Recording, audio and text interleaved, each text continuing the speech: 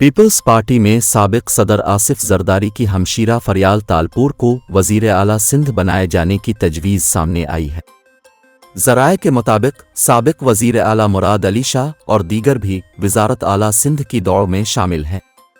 Peoples party के ज़राए ने बताया कि बिलावल भुट्टो और आसिफ जरदारी ने मरकज़ में ओहदा कबूल न किया तो फरियाल तालपुर को वज़ीर आला बनाया जा सकता है। याद रहे कि पाकिस्तान पीपल्स पार्टी की मरकज़ी रहनुमा फरियाल तालपुर दूसरी मरतबा रुकन सिंध असेंबली मुंतखब हुई है।